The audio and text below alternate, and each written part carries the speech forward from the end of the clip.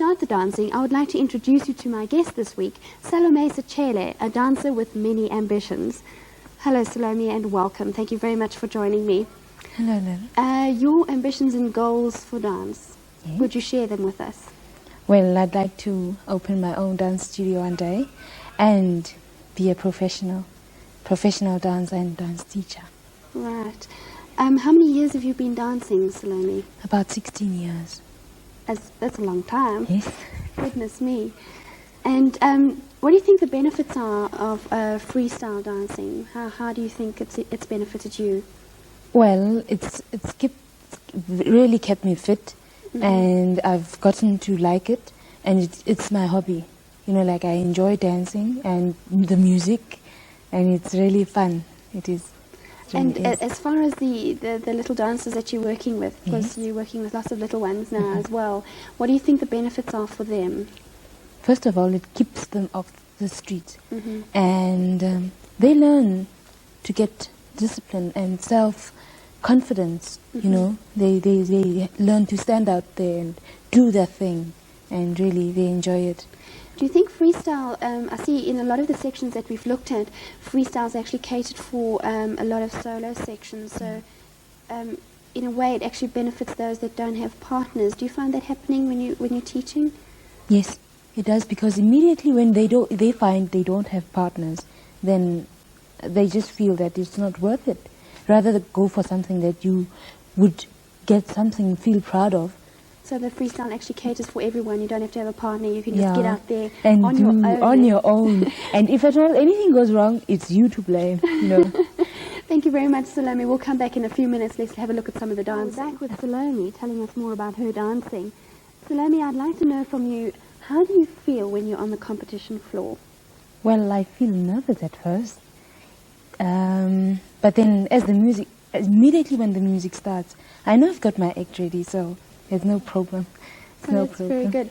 Do you ever feel demoralized when you're competing and there are dancers on the floor that are very much better than you? Does it affect you in any way? It does. It really does. Because, I mean, sometimes you'll find that you're on the floor with a person who's been said to be so perfect, and you just don't seem to feel okay about it. But then once you get on the floor and you concentrate on doing your own thing, actually feel like it doesn't matter. Do you think it actually, dancing with other dancers that are better than you, do you think it actually forces you to increase your standard? Does it help you to work harder? Yes, certainly. It certainly does, because the next time you will want to be like them, and immediately when you see what they are doing, you will automatically do what they are doing. Not realizing that you're doing it, but you will. Suddenly, all of a sudden, you have all that stamina to keep going when you didn't have it in class during practice, you see. Right. So, Salome, you were telling me earlier about your competitive career, and you mentioned about when you went to Johannesburg to compete the first time. What happened the first time, and then will you please tell us what happened the second time you went? okay. The first time we went there, but we never made it to the heats. We just ended at the heats, you know, like, and it was very sad. Everybody was so sad because no one had made it. No one, including myself. You mean, I thought I was really good, but I wasn't. But then the second time we went, I had told myself that I was going to get a position there somewhere, and I did. I actually got third position, and during prize giving, I was so proud of myself. I was standing there, and I said, there are two here. At least I've beaten two. That's halfway. It's halfway there. Maybe I have to get the first prize. You know, the first prize is not that far away, so it's a very good job that I've done. I felt very proud of myself. And I felt it was quite an achievement. It was. It is an achievement in such a short space of time. So you'll be working very hard towards the competitions of the future. Yes. You're planning on achieving first place. Certainly. And all the little dancers that you're working with here, how are they doing? Well, they're doing okay. They've only started a few months back, and you should see them. They are really coming on okay. They are fine. They are just going to be something else. I mean, if we had started at that age, we would have been champions by now. And they've got so many opportunities open for them, and they've got the talent. They've got the talent, they're willing to work, and they're just superb. That's wonderful. Yeah. I wish you all the success for the future, and I hope that your competitors do well. Thank you, Salome. Welcome to the studio, Craig. Thank you, Lilian. As a male adjudicator, you have a different perspective, obviously, when you're judging. Could you give me some ideas to what you would be looking for? When I'm adjudicating, I would look for someone who has a lot of strength, a lot of projection, supple dancer, someone who can really kick. Good kicks, a good spinner, a lot of speed, control. Basically look for everything, but generally a dancer who creates a big impact on audience and on your adjudicator. So when the couples walk onto the floor initially, do you take into account how they walk onto the floor at all? I think from the minute they walk on, you're aware. You're aware of their grooming, you're aware of their... You can see the confidence from the minute they walk on. You can really tell almost what they're going to do before they do it. And also how experienced they are. That's right. And when they finish a section and they just collapse in absolute agony, is that also very important, how they leave the floor? It's important how they leave the floor, but I think, by then they've already created the image. And I think all the adjudicators realize the stamina and the determination and strength it will take to get through a round. Should also be presented nicely, though, when they do walk off the floor. I have seen a few couples collapse before they actually get off the floor. It's much better to rather die in the wings than on the floor. Craig, another thing I'd like to ask you about partnerships. You've been dancing with a partner for many years, so you'll be able to comment on this quite easily. Is it a good idea for you to have a partner and keep the partner for a long time to develop? Well, you find a partnership is really like a marriage, I think, and you have to be faithful to one partner. If you keep changing, you never develop the standard that you could. You'll never achieve your goal. Obviously, you build a togetherness. You almost become one person, and you build together. And each time you change a partner or whatever, you drop back.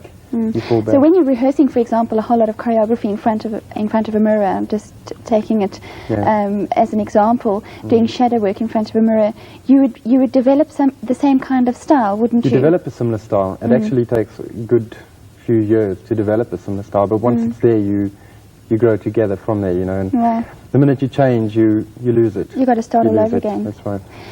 With the partners, do you at all advise the children or your pupils who they should dance with, or do you find they choose their own partners? They generally tend to choose their own. When it comes to a higher level of competitor, in the beginning I'm never really fussy, I let them sort of partner up themselves.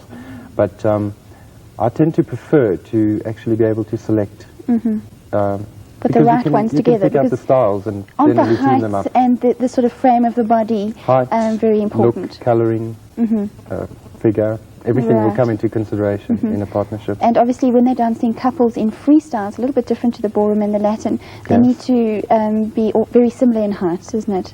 Or slightly shorter, the girls. Depending, preferably a smaller girl with a bigger guy, especially if they're going to do lift work. Oh, right. Then it's more ideal, for that type of partnership. I'd like to ask you about the participation of parents. Have you ever come across the problem of parents interfering and asking for their child to have their particular step, or interfering in choreography or anything like that? Yes, you do. You have this problem a lot. Very difficult to overcome. Often the parents think they know better for their children, or, often not the case. Very difficult. Of course, a parent is a parent, but the teacher generally knows what is best for the child, and you only do what's best for the children. But so you've got to be very diplomatic when you're asking them to stay out and sort of, but you don't mind them getting involved in all the fundraising side of things. No, not at all. I mean, it's good to have the parent involvement. You want them to become involved in what their kids are doing. It's also not good for them just to sort of drop their kids off and think, oh, well, they go to their regular dance group or whatever. Yes. It's nice to have them involved, but there's a limit. Right. Craig, also as adjudicating your pet hates now, let's share those with the competitors that are watching. My biggest pet hate, I think, is a person who is not supple, really. Very low kicks, bent knees, weak runs, Generally just weak dancing is very off-putting on the whole. There's smaller things like forward runs on heels instead of onto the ball of the foot.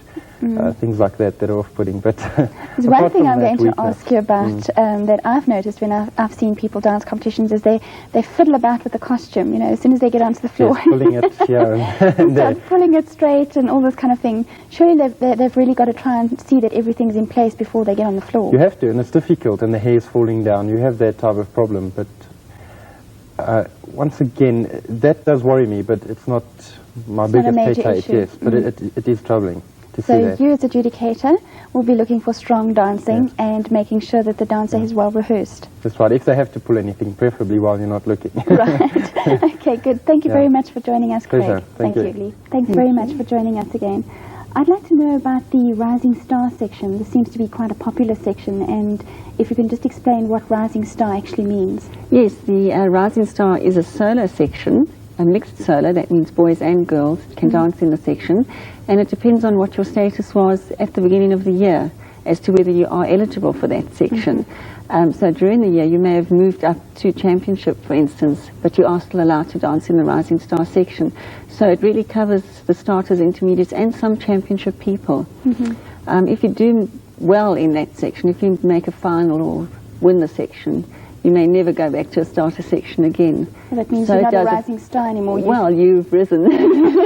Right. So you are competing against people of a higher standard. Right. Therefore, you're no longer a starter.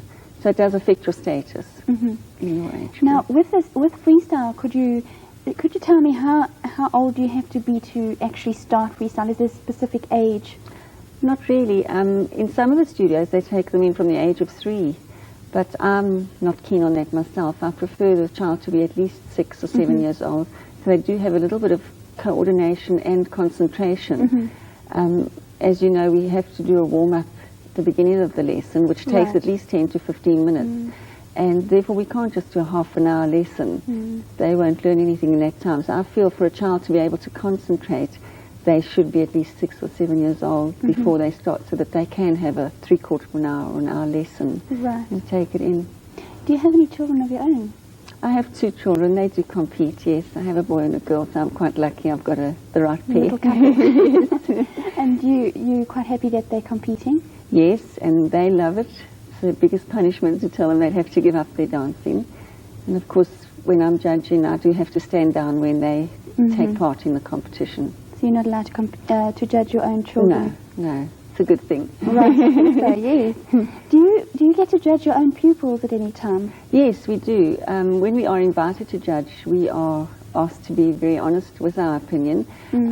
My pupils suffer more when I judge because I do know what they're capable of. Right.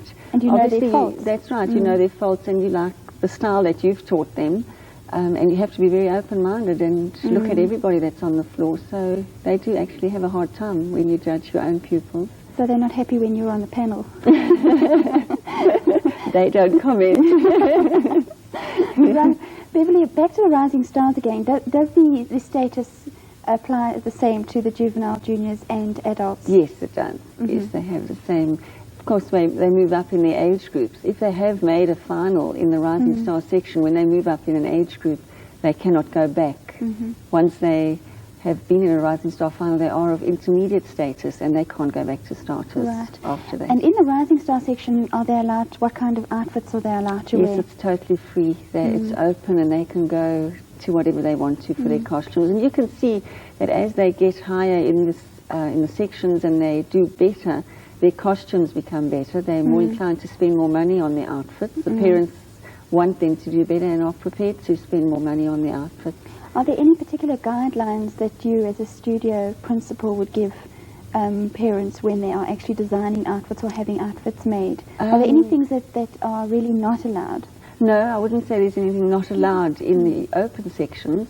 To me, grooming is very important, and I'm not one for all the frills and tassels and that kind of thing. I'd far rather see a well-groomed, well-turned-out person with their hair in place. And to me, when you're judging, I think it really is important, your first impressions. Somebody that's well-groomed walks on the floor, I really do want to watch them dance.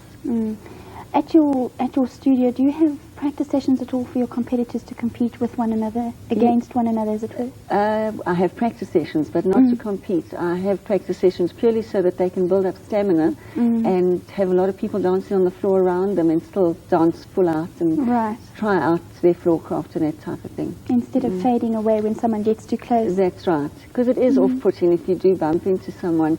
So you have to try and learn to avoid them for yourself and for the other person. Don't have any injuries. Do you have any first aid people on duty at competitions in case of injuries? Unfortunately, we don't. It is one of the things that we've tried very hard to get, and I do think that it's very important in this form of dancing especially. I know that all the teachers have a first aid qualification, but sometimes they're also busy running the competition and actually judging. It would be a better idea to have them. Absolutely. Oh yes, I think it would be important to have that. We've tried, but we haven't succeeded yet. Hopefully we will. Good. Thank you very much, Beverley. I wish you every success in the future with your studio.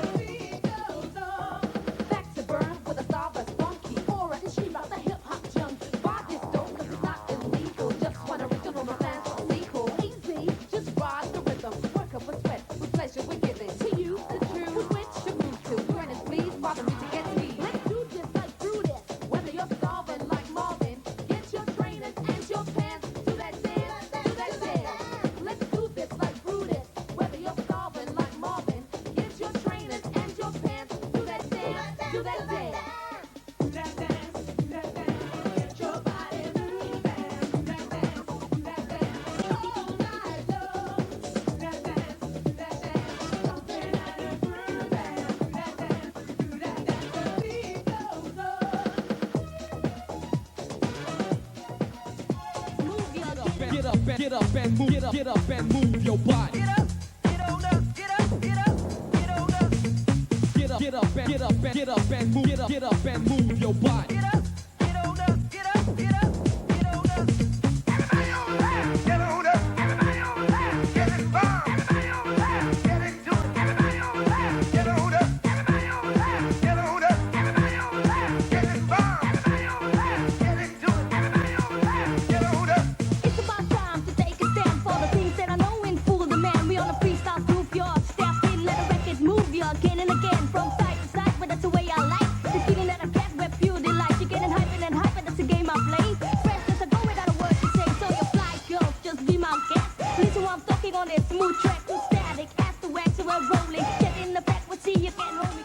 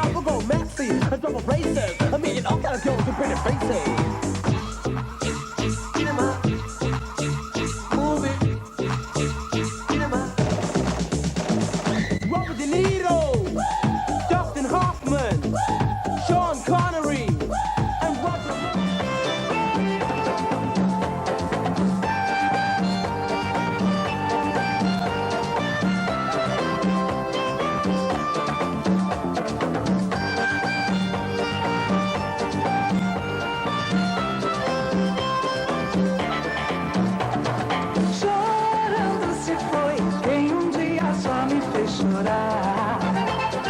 Chorando se foi quem um dia só me fez chorar. Chorando estará ao lembrar de um amor que um dia não soube cuidar. Chorando estará ao lembrar de um amor que um dia não soube cuidar. A recordação vai estar com ele aonde for. A recordação vai estar pra sempre aonde eu tô. Dança sol e mar, guardarei no olhar. O amor faz perder e encontrar. Lombando estarei ao lembrar.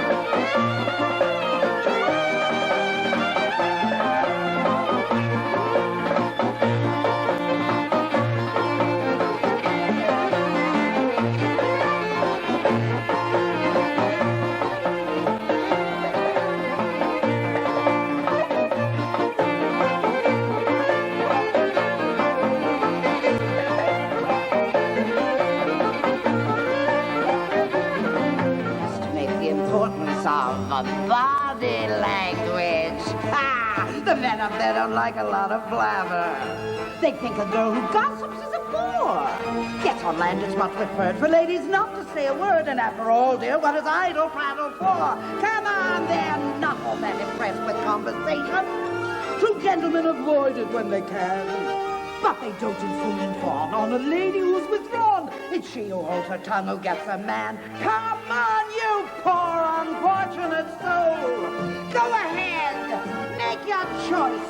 I'm a very busy woman and I haven't got all day. It won't cost much, just your voice. You poor unfortunate soul.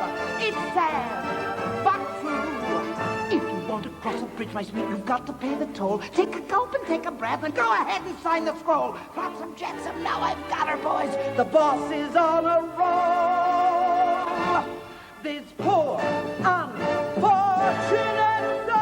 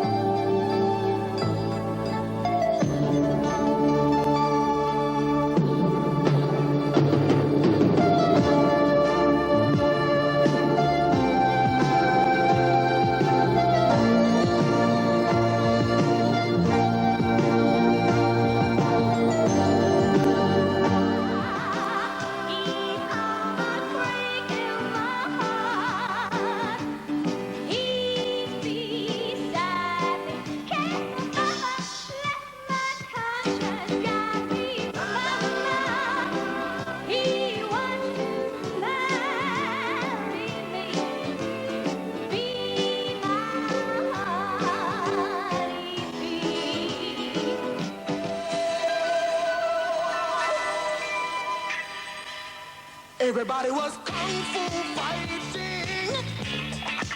Those kids were fast as lightning. In fact, it was a little bit frightening. But they fought with expert timing. There were funky Chinamen from funky Chinatown. They were chopping them up they were chopping them down.